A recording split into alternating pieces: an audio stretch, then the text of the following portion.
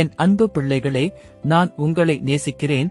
நீங்கள் என்னை நேசித்தால் இந்த வீடியோவை தள்ளிவிடாமல் கேளுங்கள். நான் சிலுவையில் சொல்லிய 7 வார்த்தைகளை நீங்கள் கேளுங்கள். என்னுடைய முதலாவது வார்த்தை, இவர்களுக்கு மன்னியும். அப்பொழுது இயேசு, பிதாவே, இவர்களுக்கு மன்னியும், தாங்கள் செய்கிறது இன்னதென்று அறியாதிருக்கிறார்களே. லூக்கா 23:34. என்னுடைய இரண்டாவது வார்த்தை, இன்றைக்கு நீ என்னுடனே கூட பரதீசில் இருப்பாய். இயேசு அவனை நோக்கி, இன்றைக்கு நீ என்னுடனே கூட பரதீசில் இருப்பாய் என்று மெய்யாகவே உனக்குச் சொல்லுகிறேன். லூக்கா 23:43. என்னுடைய மூன்றாவது வார்த்தை, அதோ உன் மகன், அதோ உன் தாய். அப்பொழுது இயேசு தம்முடைய தாயையும் அருகே நின்ற தமக்கு அன்பாயிருந்த சீஷனையும் கண்டு தம்முடைய தாயை நோக்கி, ஸ்திரீயே, அதோ உன் மகன் என்றார். யோவான் 19:26. பின்பு அந்த சீஷனை நோக்கி, அதோ உன் தாய் என்றார். அந்நேரம் முதல் அந்த சீஷன் அவளை தன்னிடமாய் ஏற்றுக்கொண்டான். யோவான் 19:27. என்னுடைய நான்காவது வார்த்தை, என் தேவனே, என் தேவனே, ஏன் என்னை கைவிட்டீர்?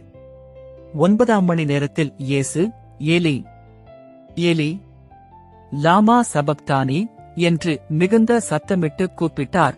அதற்கு என் தேவனே, என் தேவனே, ஏன் என்னை கைவிட்டீர் என்று அர்த்தமாம். மத்தேயு 27:46. என்னுடைய 5ஆம் வார்த்தை, தாகமாயிருக்கிறேன். பின்பு எல்லாம் முடிந்தது என்று இயேசு அறிந்து வேதவாக்கியம் நிறைவேறத்தக்கதாக தாகமாயிருக்கிறேன் என்றார். யோவான் 19:28. என்னுடைய 6ஆம் வார்த்தை, எல்லாம் முடிந்தது.